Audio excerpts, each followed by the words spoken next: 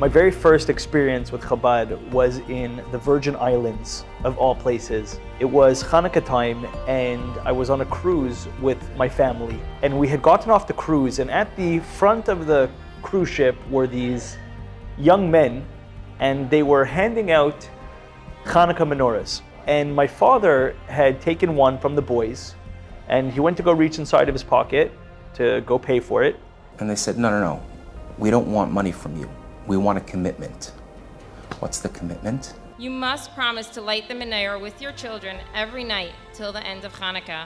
My father agreed. He took the menorah, and we went on our excursion, and then we came back onto the cruise ship that night, and we went for dinner.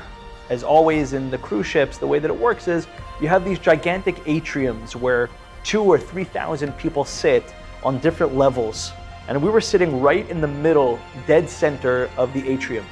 The daughter says, Dad, we got a menorah today from the students in St. Thomas. Let's light it. So she ran to the room, she brought it to the table, and we put it in the middle of our section, and we lit it. We didn't even ask for permission. I'm sure we weren't even allowed to. I remember that within a few minutes, the table next to us, all of a sudden, they had their menorah and they lit theirs too. Within a half hour, over 70 tables took out the menorahs they received that day from Chabad and lit them.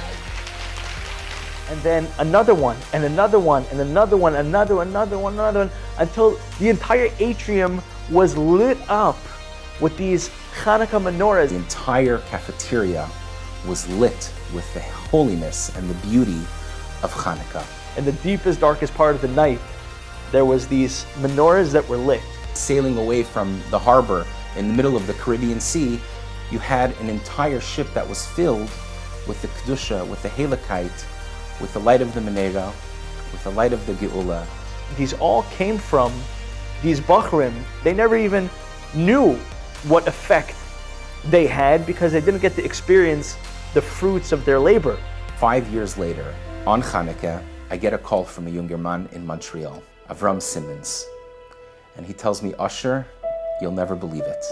As I started to become more observant, started keeping kosher, putting on tefillin, keeping Shabbos, I decided that I wanted to go to Mayonot, which is a yeshiva for Baal Teshuvas in Jerusalem. The night before I left, I invited a bunch of people that were part of my journey in becoming more observant. I invited them to my house for bring-in. And one of those people was Avram Simmons. For the last 6 months, I've been learning with a bacher who's heading to yeshiva in Mayonot. And Shabbos, he made a farbrengen in his house. During the farbrengen, he stands up and he says, I want to share with everybody my journey to Yiddishkeit.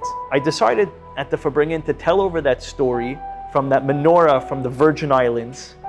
Avraham's face, as I was telling the story, turned white.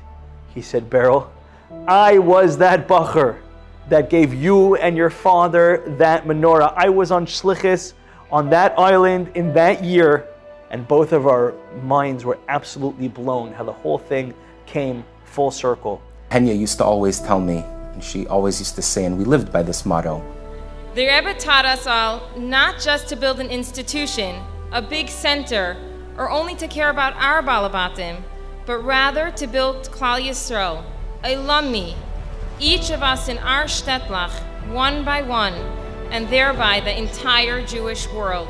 We're here to build the Jewish world. We're here to bring Mashiach. And to see to it that ve'atem teluktu le'echad echad beis Yisrael, that every single individual Jew, no matter where they are, no matter what stage they're holding in life, to make sure that they are brought closer to Yiddishkeit, that is what will bring Mashiach. It's the very small act, the one mitzvah at a time, the one Jew at a time, the one effort at a time. You never know who you're about to touch. You never know what that will change in their lives. So my message to all the great people that are doing this, and my message to the Fettermans and everybody around the world is that keep on doing the great work that you do, because without you, I wouldn't be sitting here today to tell the story.